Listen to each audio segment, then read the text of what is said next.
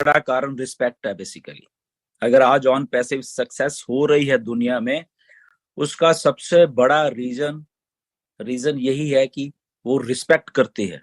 वो अभी से नहीं, स्टार्टिंग से, फ्रॉम द डे वन 2018 से लेके जो रिस्पेक्ट दे रही है ऑन पैसिव लोगों को, तो वो उसी का कारण है कि इसमें इतने लोग आते जा रहे हैं और ये कारवां बढ़ता जा रहा है। मिस्टर ऐश का ये जो रिस्पेक्ट देने का नजरिया है, वो हमारे में भी आया। वो अगर उनके स्टाफ में देख लो, जहां भी देख लो, तो ये रिस्पेक्ट है जो ऑन पैसिव को सक्सेस कर रही है। जो लोग हैदराबाद ऑफिस में गए हैं, उनको मालूम है कि वही रिस्पेक्ट कैसे उन लोगों ने, स्टाफ ने हम सब लोगों को दी। आपने बिल्कुल देखा होगा।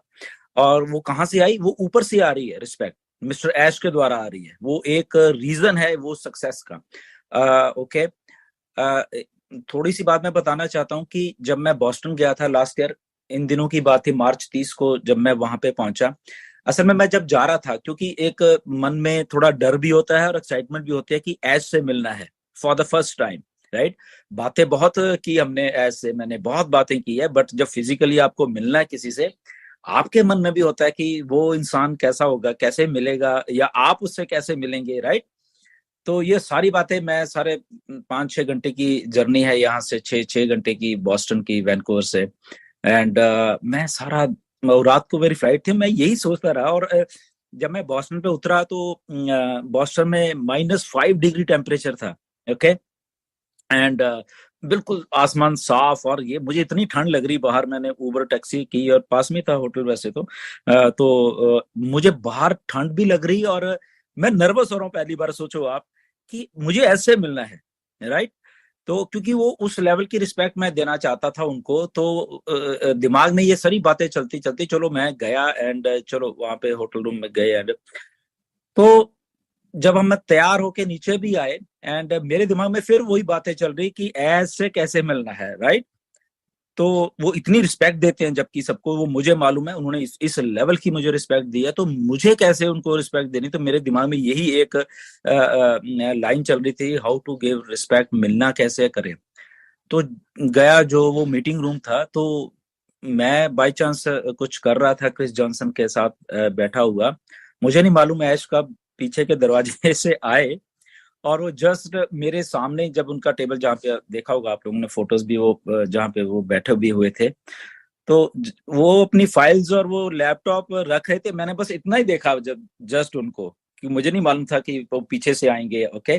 तो वो रख रहे थे, जस्ट मेरी एकदम निगाह पड़ी उनकी तरफ, और मैं तो, क्योंकि मैं कुछ कर रहा था उनके साथ, तो क्रिस जॉनसन के साथ, तो मैं तो छोड़ा। बट देखिए, वहां पे हम लोग कम से कम 20 लोग थे। ओके। तो वो उन्होंने अपना लैपटॉप रखते सार वो भाग के आए मेरे पास। अब सोचो आप, रिस्पेक्ट की जब हम बात करते हैं, ओके। जबकि मैं नर्वस हो रहा था, सारा कुछ मुझे मुझे मतलब कि किसी बड़े आदमी को मिलना है फॉर एग्जांपल, वो हमारे मन में इतना डर होता है कि उसको मिलना हमें कैसे है, सबसे पहले जो फर्स्ट इंटरेक्शन वो करनी कैसे है, राइट। तो वो रख के तो एकदम वो घूमे और मेरी तरफ आए, मुझे तो समझ नहीं आया, तो उन्होंने आके मुझे जप्फी डाल ली एकदम आके। ओके। तो होता क्या, जब आगे से इंसान इतनी रिस्पेक्ट दे के आपको बोले, तो आप सारा कुछ भूल जाते हो फिर इमीडिएटली। ओके। तो वो जोर जोर से चिल्लाए, गुरसमंदर गुरसमंदर ऐसे करके चिल्लाए वो, you are, you made it finally. तो उन्होंने ऐसे मुझे कहा, you made it Gursamandar finally here. तो बिल्कुल हक करके वो किए। तो जो ये रिस्पेक्ट है ना, basically from the first instance जो होती है एक, ठीक है ना, तो वो सारी चीजें ही हैं जो सक्सेस कर देती हैं आपको लाइफ में। आपका आपका स्टेचर जो है वो उस लेवल का हो जाता है। अब फिर मैं वही सोचता हूँ कि ये रिस्पेक्ट क्यों मिली। ओके। अगर ऐश इस लेवल के ऊपर हमें रिस्पेक्ट दे रहे हैं, या हम अपने फाउंडर्स को दे रहे हैं, अपने टीम्स को दे रहे हैं, तो वो ऊपर से ही असल में चल के आ रही है, वो रिस्पेक्ट है जो, राइट। तो ऑन पैसिव ने एक वो कल्चर डेवलप किया है रिस्पेक्ट का। नो मैटर कुछ भी डिफरेंस हमारे में हो, बट हमारे रिस्पेक्ट है वो टॉप पे रहनी चाहिए हमेशा। डिफरेंसेस वो अलग बात है, वो कहीं मतलब दूर दूर की बात होती है बेसिकली। तो वहां से जो चीजें शुरू हुई हैं वो हमेशा दिमाग में रहती हैं, कि कैसे चीजों को लेके जाया जाए, कैसे चीजें की जाए। ऐसे आप लोगों ने टीम्स को रिस्पेक्ट दी, हमें मुझे इतनी रिस्पेक्ट दी। मैं किसी को नहीं जानता था यहाँ पे, ओके, ओनली दिनेश कोटियन थे यहाँ पे जिसको मैं जानता था, ओके। आप सब लोग अब अगर आप रिस्पेक्ट दे रहे हैं मुझे, तो दैट मीन्स के कुछ तो 3-4 सालों में यहाँ पे किया है। एक प्रोसेस है बेसिकली, ओवरनाइट नहीं होता, जैसे डॉक्टर मोदी ने भी कहा, ओवरनाइट ये नहीं है। कुछ चीजें आपको मतलब कॉन्फिडेंस होता है, फिर लोगों के ऊपर, अपने ऊपर, वो सारा चीज साथ साथ में चलती रहती है। जैसे अभी नीरज ने बोला था कि रिलायबिलिटी होनी चाहिए, हर एक चीज होनी चाहिए। तो जब जब एश वेबिनार्स करते हैं, असल में जब हम अपडेट भी देते हैं, तो असल में मैं लिखता नहीं हूँ। जैसे अभी डॉक्टर मोदी की लिखने वाली बातें होती हैं कि अब मुझे ऐसा होता है कि मैंने कभी लिखा नहीं है असल में। जो वेबिनार आता जाता है, बोलते रहते हैं, मेरे दिमाग में फीड होता रहता है। फिर मैं कई बार सोचता भी हूँ लिखने का, बट वही बात आ जाती है रिस्पेक्ट की और रिलायबिलिटी की, फिर मेरे दिमाग में नीरज आ जाते हैं उसी टाइम। ओके, मेरे दिमाग में नीरज आते हैं कि नीरज है ना वहां पे।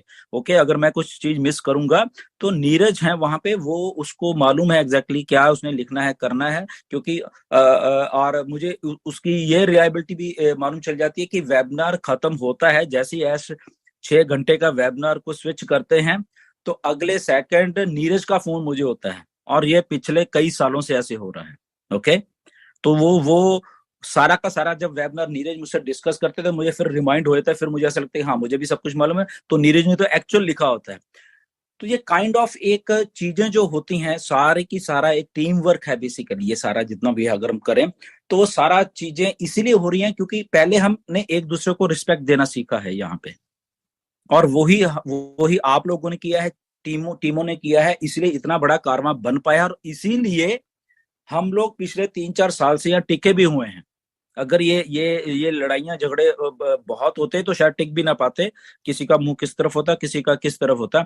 This is the only reason कि ये एक रिस्पेक्ट देने का जो हमारा तरीका है, वो सारा का सारा मतलब कि ऊपर से ही मिस्टर ऐश की तरफ से जो सिलसिला शुरू हुआ है।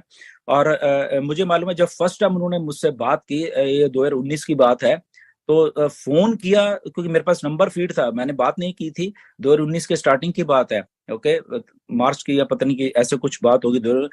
तो एकदम डिस्प्ले हुआ कि ऐश मुफारे, मेरे तो होश उड़ गए मतलब उन दिनों में, ठीक है ना।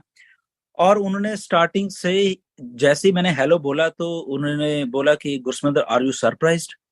तो मैंने कहा डेफिनेटली सरप्राइज्ड कि ऐश का फोन आया। लाइक उनको भी मालूम था कि गुरसमिंदर सरप्राइज होकर फर्स्ट टाइम बात कर रहे हैं।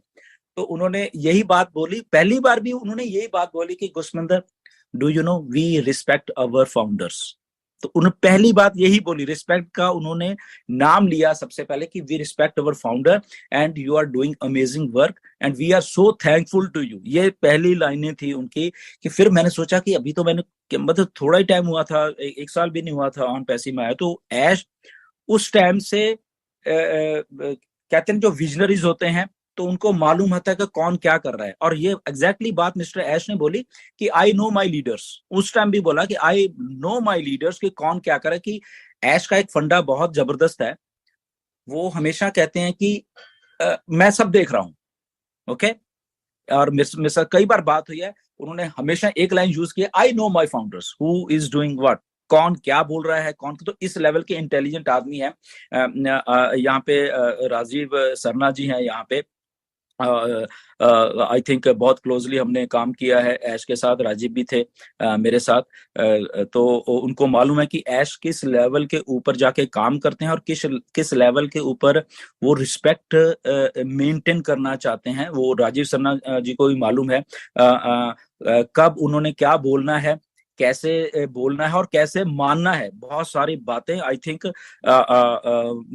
जो बोलते हैं वो मानते भी हैं। ये भी उनमें एक बहुत बड़ी एक खूबी है मिस्टर ऐश में, कि वो आपको इस लेवल की रिस्पेक्ट दे देते हैं कि आप खुद हैरान हो जाते हैं कि यार हम कौन है, और ये मतलब कि हमारी बात मान रहे हैं। मेरी एक दो बातें जब शुरू शुरू में मानी उन्होंने, 2020 की बात है, ये 21 की बात है, मैं खुद हैरान था कि मैंने कुछ कहा और उन्होंने मान लिया। लाइक ये इतने बड़ा कुछ बना रहे हैं, और एक आदमी जस्ट फाउंडर एक उनको सजेशन दे कि ऐसे ऐसे। तो वो चीज हुई। राजीव सरना जी ने एक दो उनको बोला, तो उनकी बात भी मानी गई।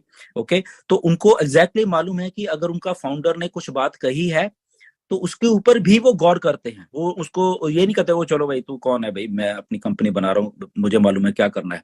तो उनको एग्जैक्टली मालूम है कि नहीं, अगर उन्होंने बात ऐसी बोली है मेरे फाउंडर ने, तो दैट मीन्स के उसको भी वो वजन देते हैं, उसको रिस्पेक्ट देते हैं और उसके ऊपर सोच के उसके ऊपर एक्शन लेते हैं फिर वो